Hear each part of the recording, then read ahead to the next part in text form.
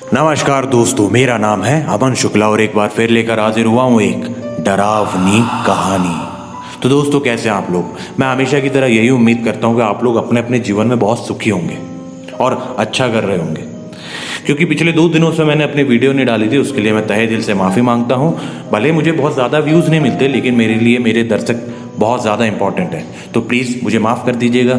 आज मैं आप लोगों के लिए गोवा की एक ऐसी डरावनी कहानी लेकर आया हूँ जिसे सुनने के बाद आप लोग भी नए घरों में जाने और शिफ्ट होने के पहले वहाँ की वाइब्स को फील करने की कोशिश करने लग जाएंगे। चलिए आते हैं कहानी पर। और हाँ, अगर ये कहानी पसंद आए ना तो कहानी को लाइक कर देना, और ज़्यादा पसंद आए तो शेयर कर देना और कमेंट करके मुझे बताना कि कहानी कैसी लगी, और बहुत ज़्यादा पसंद आ जाए तो सब्सक्राइब कर लेना मेरे चैनल को। चलिए कहानी स्टार्ट करते हैं। ये कहानी है विवेक और नम्रता की। विवेक और नम्रता देहरादून के रहने वाले हैं। विवेक और नम्रता, जैसा कि मैंने बताया कि देहरादून के रहने वाले हैं। इन दोनों के फादर जो हैं गवर्नमेंट जॉब्स करते हैं, और बचपन में इन दोनों की फैमिली में ना कुछ ऐसी प्रॉब्लम्स हो चुकी थी जिस कारण से विवेक के फादर और नम्रता के फादर एक दूसरे से बेहद ज़्यादा नफरत करते थे। मतलब इन दोनों की फैमिलियाँ एक दूसरे की फैमिली को पसंद ही नहीं करती थी। विवेक और नम्रता एक ही स्कूल में पढ़ते थे, तो ये बचपन से बहुत अच्छे दोस्त थे। फिर बड़े होते होते इनका कॉलेज भी एक हो गया, तो ये दोस्ती भी प्यार में बदल गई। पर बात जब शादी पर आई तो इनके दोस्तों ने क्योंकि इनके दोस्त भी बचपन से इनके साथ में ही थे, तो उन्होंने यही सलाह दी कि बेटा तुम लोग शादी करोगे, तुम्हारे घर वाले एक्सेप्ट तो करने नहीं वाले हैं, तो एक काम कर लो, कोर्ट मैरिज कर लो और कहीं दूर निकल जाओ यहाँ से। तो विवेक और नम्रता बोलते हैं नहीं, फैमिली को तो नहीं छोड़ेंगे। हाँ, ये ज़रूर कर सकते हैं कि कोर्ट मैरिज कर लेते हैं, घर वालों के पास पहुँचते हैं, फिर जो भी होगा देखा जाएगा। विवेक और नम्रता शादी कर लेते हैं, कोर्ट मैरिज कर लेते हैं, एक छोटे से मंदिर से शादी और कर लेते हैं, और ये पहुंच जाते हैं अपने घर वालों के सामने। जैसा कि ऑब्वियस सी बात है कि एक दूसरे से इनकी फैमिली चिढ़ती थी, तो दोनों के घर वालों ने इन दोनों को अपने घर से बाहर निकाल दिया धक्के मार के।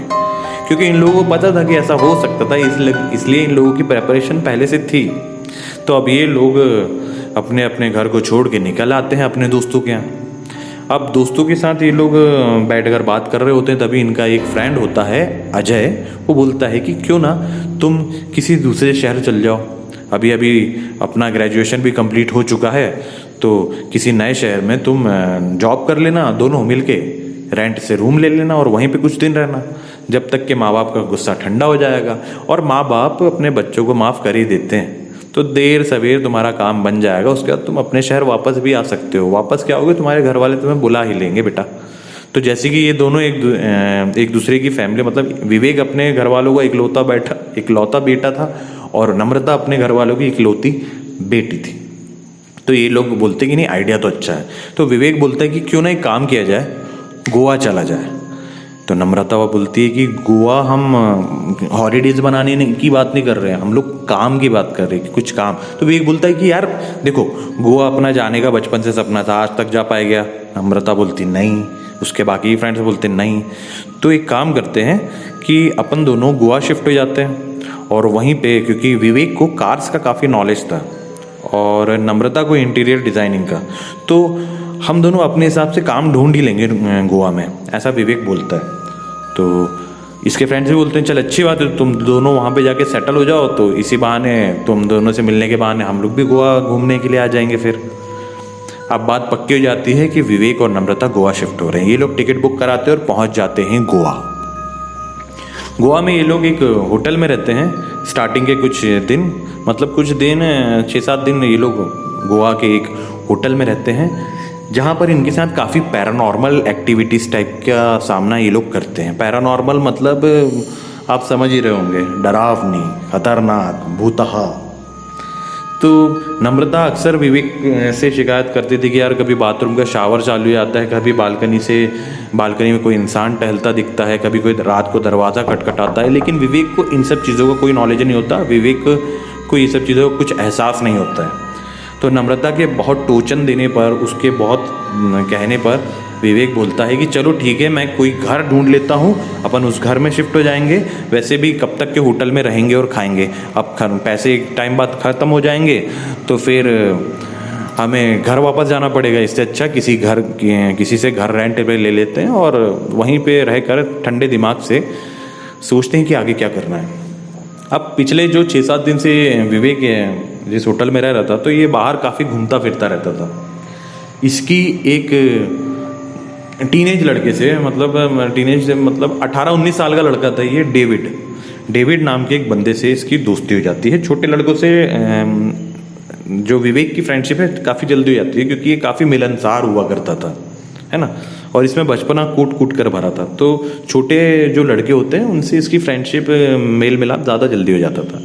तो डेविड से ये ऐसे ही पूछता है कि यार डेविड, मुझे तुम कोई घर बता सकते हो, पेइंग गेस्ट या फिर रेंट पे मिल जाए और कम से कम रुपयों में मिले, क्योंकि डेविड जो है विवेक के बारे में सब जान चुका था। पिछले जो 1 सप्ताह से इन दोनों का मिलना चालू था, तो विवेक को सारी कंडीशंस पता थी, मतलब डेविड को सारी कंडीशंस पता थी विवेक की।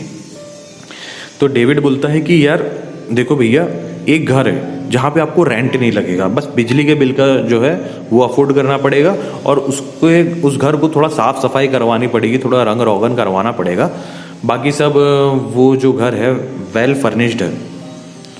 तो विवेक बोलता है कि यार इससे अच्छी तो कोई बात ही नहीं हो सकती, बगैर रेंट के मिल जा रहा। तो पर डेविड विवेक को एक और चीज़ बताता है कि भैया एक और बात है जो मैं आपको पहले ही बता दूं कि वो घर जो है ना हॉन्टेड है। विवेक बोलता है हॉन्टेड? यार तुम्हारे गोवा में इतनी अच्छी लाइफस्टाइल लोगों की है, नाइट लाइफ इतनी प्यारी है, और यहाँ पे मैंने अक्सर देखा हूँ कि ये लोग पैरानॉर्मल चीज़ें काफ़ी हो रही है। मेरी बीवी मुझे बता रही थी कि जिस होटल में हम लोग रुके हैं वहाँ पर भी अक्सर ऐसे ही कुछ होता है। मुझे कभी फील नहीं हुआ, पर मेरी बीवी हमेशा मुझे बता रही है। मतलब हम लोग 7 दिन रहे हैं वहाँ पे, 7 दिन से वहीं रह रहे हैं, और है क्या मतलब फंडा। तो डेविड बोलता है कि भैया यहाँ पे ना काफ़ी ऐसी जगह है जो हॉन्टेड है। आपने चर्च के बारे में सुना होगा, जिस होटल में आप रह रहे हैं। अच्छा, उस होटल का नाम मैं नहीं बता सकता, आप लोग गोवा पहुंच जाओगे तो आपको वैसे भी पता चल ही जाएगा। तो यहाँ से मैं बता के किसी के काम धंधे को क्यों डिफेम करूँ, है ना। तो डिफेम करने का कोई फ़ायदा नहीं है, इसलिए मैं उस होटल का नाम नहीं बता रहा हूँ आपको। तो डेविड और विवेक की जो बात होती है, तो डेविड बोलता है कि भैया आप पहले सोच लो, मेरा काम था आपको बताना, क्योंकि ऐसा ना हो कि कल को आप मुझे आके बोलो कि यार डेविड तूने किस भूतिया घर में मुझे शिफ्ट करवा दिया, मेरे साथ ऐसा ऐसा हो रहा है, इसलिए मैंने आपको पहले ही बता दिया। विवेक बोलता है नहीं तुम टेंशन मत लो, वो सब मेरा लुकआउट है, बस ये सब जो हॉन्टिंग्स वाली बातें ना मेरी बीवी के सामने मत करना, वो डरती है। डेविड बोलता है ठीक है भैया। अब ये लोग, मतलब डेविड, विवेक और नम्रता पहुंच जाते हैं वो घर देखने। उस कॉलोनी में वो घर जो था, मतलब घरों की जो कॉलोनी होती है ना, कॉलोनी से थोड़ा हटकर था। वहाँ का जो स्पेस था ना, जो विदेशों में जैसे घर नहीं होते हैं, चारों तरफ थोड़ी काफ़ी हरियाली होती है और बीच में एक घर होता है जो कि बंजर अवस्था में होता है, बिल्कुल भूतिया घर था। अब ये घर देख के दूर से ही नम्रता ये घर देखकर समझ गई थी कि हो ना हो यही घर होगा, क्योंकि जैसा कि विवेक ने इसे बताया था कि यहाँ पे रेंट नहीं लगेगा, अपने को खाली बिजली का बिल अफोर्ड करना पड़ेगा। नम्रता दूर से ही देख के बोल देती है कि ये घर तो नहीं है ना। विवेक डेविड को देखता है, तो डेविड बोलता है कि दीदी यही घर है। नम्रता बोलती है विवेक कहाँ, मतलब कैसे रहेंगे इस घर में। तो विवेक बोलता है तुम टेंशन मत लो नम्रता, पूरा घर बढ़िया वेल फर्निश्ड है, हमें साफ़ सफाई करवानी है, थोड़ी पुताई उताई करवा लेंगे तो एक नंबर हो जाएगा। फिर धीरे धीरे काम धंधा भी तो पकड़ना है, हमें यहाँ पे रहना है। तो नम्रता बोलती है चलो ठीक है। पर नम्रता के मन में ना, जैसे जैसे नम्रता उस घर के पास आते जा रही थी, एक अजीब सी फीलिंग, एक अजीब सी नेगेटिव वाइब उसके मन में आ रही थी।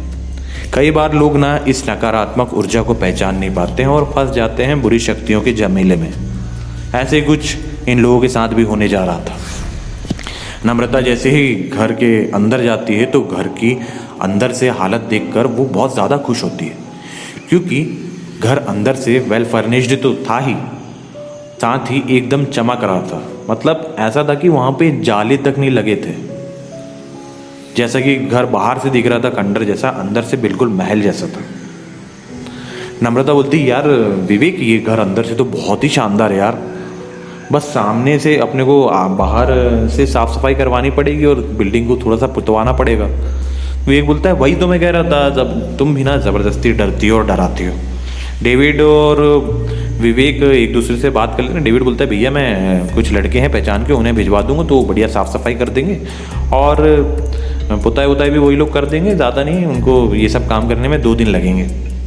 तो विवेक बोलता है चलो ठीक है, तो तुम एक काम करना, अभी तो अपन लोग यहाँ से चलते हैं, 2 दिन के बाद जब यहाँ पे पूरी साफ़ सफाई हो जाएगी उसके बाद हम दोनों अपना सामान लेकर यहीं पे शिफ्ट हो जाएंगे। डेविड बोलता है ठीक है भैया। अब शुरू के पहले दिन ना, मतलब जब ये डेविड 2-4 लड़कों को वहाँ पे साफ़ सफाई करने और पुताई करने, वाइट वॉश करने के लिए भिजवाता है, तो पहले दिन तो सब बढ़िया रहता है। दूसरे दिन जब ये सारे लड़के लोग अपना काम टोटल कंप्लीट कर देते हैं, पूरे घर को चमका देते हैं, तभी विवेक और नम्रता और डेविड ये तीनों पहुंचते हैं उस घर में गृह प्रवेश के लिए। तो डेविड बोलते हैं कि भैया गृह प्रवेश के समय आप लोग कुछ पूजा पाठ तो अगर आपको करना हो तो कर लीजिए। विवेक बोलता है नहीं नहीं, हम लोग ये सब चीज़ों में ज़्यादा बिलीव नहीं करते। पर नम्रता बोलती है कि नहीं नहीं, हम लोग बिलीव करते हैं, मैंने नारियल खरीदा है। और नम्रता को जितनी भी पूजा पाठ आती थी तो उसने थोड़ा बहुत अपना पूजा पाठ किया, नारियल फुड़वाया विवेक से और गृह प्रवेश किया। और जो नारियल फूटा था और जो मिठाई खरीदी थी इन लोगों ने, वो वहाँ पे जो जितने भी लड़के थे ना 3-4 जिन्होंने साफ़ सफाई और वाइट वॉश किया था, उनको बांट देते हैं। ये चारों जो लड़के हैं ये विवेक और नम्रता से कुछ कहना चाह रहे थे, ऐसा लग रहा था नम्रता को। तो नम्रता एक लड़के से पूछ रही थी क्या हुआ भैया, आप कुछ किस सोच में खोए हुए हो आप? तो वो लड़का बोलता है दीदी मैं क्या बोल रहा था, आप लोग इस घर में। तभी उसका एक साथी उस लड़के को टोक देता है कि दीदी आप पीछे से जाके क्यों नहीं देखते, पीछे अगर कुछ साफ सफाई रह गई होगी तो आप हमें बता दो, तो हम और जो भी काम होगा निपटा देंगे, कचरा वचरा फेंक देंगे और चले जाएंगे। विवेक नम्रता से ये लड़का कुछ कहना चाह रहा था, तभी इसका साथी जो इसकी बात काट देता है ना, तो और नम्रता को भेज देता है पीछे की तरफ। तो वो पीछे की तरफ का हालचाल देखने जाती है कि भैया साफ सफाई बराबर हुई कि नहीं। तभी ये लड़का अपने एक काम करने वाला जो लड़का है वो दूसरे अपने साथी को बोलते हैं कि चुप रहना, तुझे क्या करना है यहाँ पे, हाँ उन लोगों को रहना, उन लोगों को ज़रूरत है। डेविड भाई ने मुझे बताया था कि इन लोग शादी लव मैरिज करें और इन लोगों के पास पैसे वैसे उतने हैं नहीं, तो भगवान सब ठीक करेगा, इन लोगों को कुछ नहीं होगा, टेंशन मत ले। और ज़्यादा बताए मत, अगर तू पहले से कुछ बोल देगा तो इनके मन में ऐसी फीलिंग्स आने लगेगी।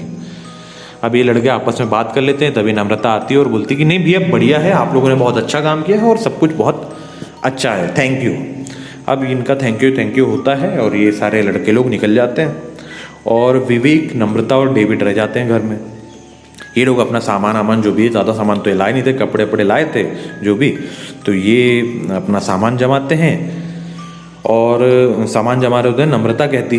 नम्रता विवेक से कहती है कि तुम जो भी खाने के लिए मतलब अपना जो भी सामान है अपना लाया है उसको किचन में जमा दो, डेविड भैया के साथ मैं तुम्हारे कपड़े वपड़े सब ऊपर जमा कर आती हूँ और फिर बैठ के अपन खाना खाते हैं। तो डेविड बोलता है कि ठीक है भैया, तो आप लोग करिए ना, मैं निकलता हूँ।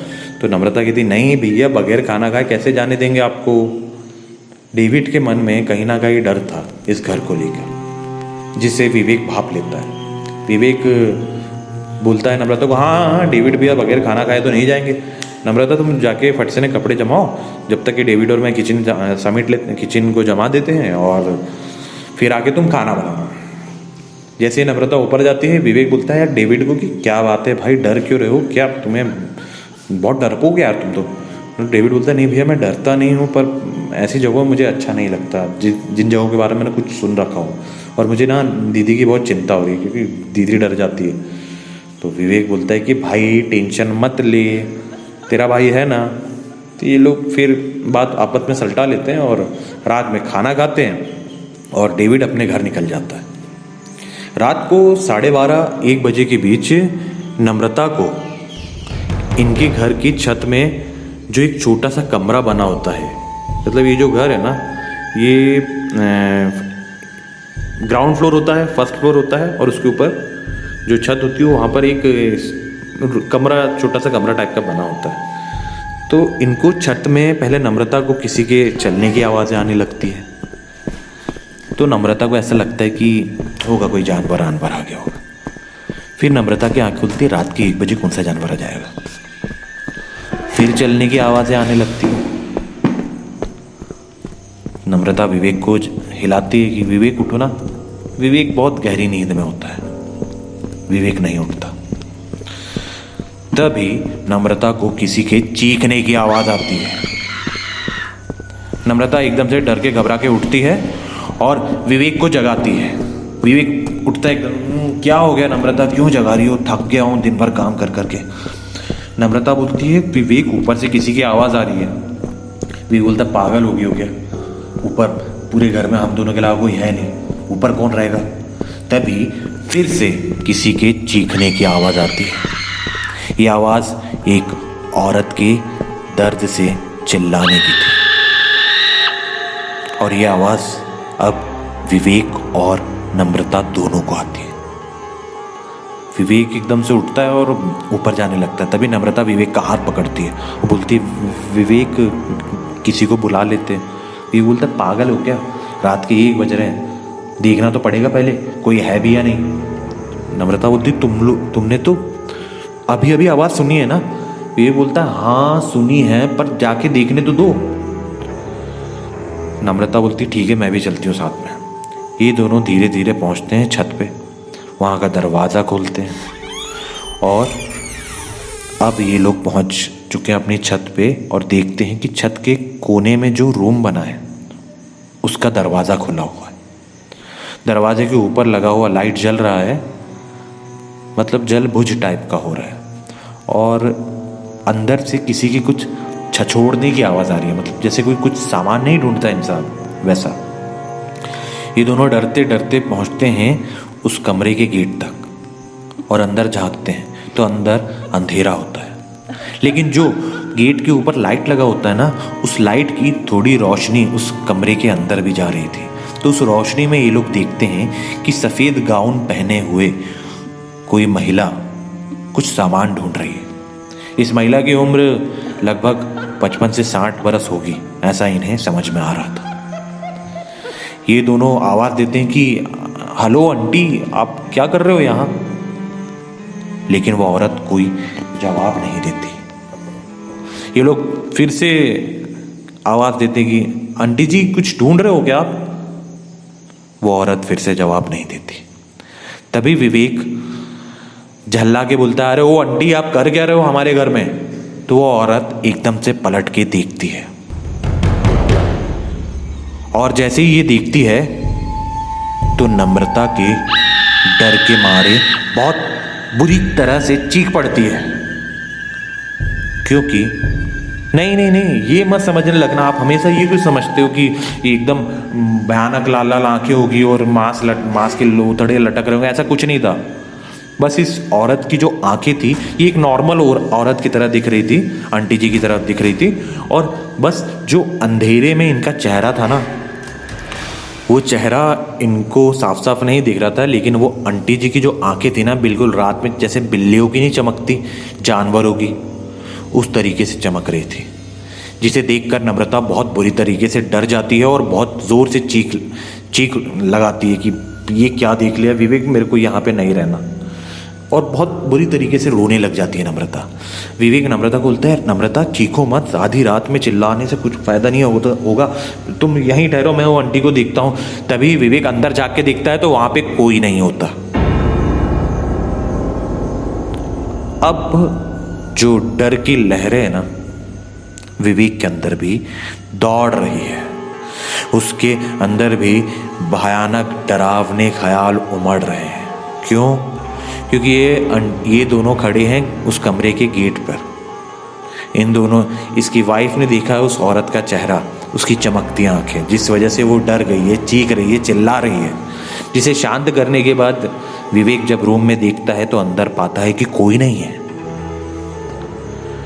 जब ये लोग कमरे के गेट पर खड़े हैं तो वो औरत जा कहाँ सकती है, विवेक यही सोच रहा है। ये जैसे तैसे नम्रता को शांत करता है, छत का दरवाज़ा लगाता है और दोनों एक दूसरे को संभालते हुए जाते हैं घर पर, मतलब अपने बेडरूम में, और सोने की कोशिश करते हैं। लेकिन कुछ 15 से 20 मिनट के बाद फिर से छत पर किसी के चलने की आवाजें चालू हो जाती है। इस बार दोनों की हिम्मत नहीं थी कि ये लोग ऊपर जाके देख सके। जब ये आवाजें बहुत ज्यादा होने लग जाती है ना, और चीखने चिल्लाने की आवाज भी हद से ज्यादा हो जाती है, ऐसा लगता है इन दोनों को कि इनका सर दर्द से फट जाएगा इन आवाज़ों को सुन सुन के। तो ये लोग तुरंत अपना रूम खोलते हैं, बेडरूम से बाहर निकलते हैं, उस घर से बाहर निकलते हैं और वहाँ से पहुँचते हैं ऐसी जगह पर जहाँ पर, क्योंकि गोवा है वहाँ पे नाइट लाइफ की बात ही अलग है, तो ये ऐसी जगह पर पैदल चलते चलते पहुँचते हैं जहाँ पे इन्हें कुछ लोग दिखे, ताकि इन्हें डरना, इनके अंदर जो डर है वो कम हो। ये लोग आधा एक घंटे चलते हैं, क्योंकि जो घर होता है काफ़ी थोड़ा अलग थलग होता है, तो ये आधा एक घंटे रात के पैदल चलते हैं। करीब 2:30 बजे रात को ये लोग ऐसी महफिल में पहुंचते हैं जहाँ पे काफ़ी लोग इन्हें मिलते हैं। लोग अपनी नाइट लाइफ एंजॉय कर रहे होते हैं और ये लोग अपने डर से दूर भाग रहे होते हैं। ये लोग रात भर उसी जगह पर रुकते हैं, उसी पब, डिस्को या बीच क्या था, जो भी था, वहाँ पे ये लोग रुक कर अपनी रात काटते हैं। क्योंकि अब ऐसा है ना कि हर किसी में हिम्मत नहीं होती कि ऐसा कुछ देख ले और उस घर में रुक जाए। लोग तो उल्टे पांव दौड़ के भागते हैं। और ये दोनों अब जान चुके थे, क्योंकि विवेक को भी समझ में आ चुका था, नहीं भैया यहाँ पे पैरानॉर्मल चीज़ें हैं। ये लोग जैसे तैसे रात काटते हैं। सुबह डेविड से बात होती है, डेविड को बताते कि ऐसा ऐसा हुआ। डेविड बोलते हैं कि भैया मैंने आपको पहले ही बताया था कि ये घर हॉन्टेड है, पर आपने मेरी बात नहीं माने। मुझे लगा शायद आप लोग इन सब चीज़ों से डील कर सकते हो, पर ठीक है, माफ़ कीजिएगा, मैंने आपको ऐसी जगह पहुंचा दिया। और डेविड इन्हें बोलता है कि आप एक काम कीजिए, मेरे ही मोहल्ले में एक घर है जो अभी रेंट से दे रहे हैं। इमरजेंसी में उन्हें थोड़ा पैसों की ज़रूरत पड़ रही है, जिस कारण उन्होंने ये अपने घर का जो फर्स्ट फ्लोर है रेंट पे निकाला है। और उस घर में ऐसी कोई भी डिमोनिक प्रेजेंट, इविल प्रेजेंट नहीं है, तो आप वहाँ पे शिफ्ट कर लीजिए और जो भी रेंट है मैं आप काफ़ी कम करवा दूँगा। विवेक बोलता है ठीक है भाई। नम्रता को वो लोग अपना नया जो रेंट से घर डेविड बताता है वहाँ पे ले जाते हैं और वहीं पे छोड़कर नम्रता अब इतनी डर चुकी कि वो उस घर के सामने तक नहीं जाना चाहती। तो डेविड और विवेक अपने कुछ दोस्तों के साथ, डेविड अपने कुछ दोस्तों को बोलता है और विवेक उनके साथ जाके पूरा जो सामान है उनका कलेक्ट करते हैं और लाके नए घर में शिफ्ट कर देते हैं। और दोबारा ये लोग लगभग 1.5 साल रहे थे गोवा में, लेकिन विवेक और नम्रता ने कभी उस घर की तरफ भूल कर भी नहीं देखा। उस घर की रोड की तरफ जाना भी उन्होंने कभी कबूल नहीं किया। तो ये था विवेक और नम्रता के साथ हुआ। हाँ, 1.5 साल बाद ना ये भी हुआ कि उनके फादर और मदर का दिल काफ़ी पिघल गया और उन लोगों ने उन्हें वापस अपने घर बुला लिया कि आ जाओ मेरे बच्चों, है ना। और इनकी लाइफ काफ़ी सही हो गई। लेकिन गोवा में उस भूतिया घर में बीती उस डरावनी रात को विवेक और नम्रता आज भी नहीं भूले हैं। तो दोस्तों, ये थी गोवा के हॉन्टेड हाउस की कहानी। अगर दोस्तों आपको ये कहानी पसंद आई हो तो मेरा चैनल सब्सक्राइब कीजिए, कहानी को लाइक कीजिए, शेयर कीजिए, कमेंट करके हमें बताइए कहानी कैसी लगी और बने रहे मेरे साथ। मैं हूँ आपका दोस्त अमन शुक्ला और अक्सर लाता रहता हूँ डरावनी कहानियाँ। धन्यवाद।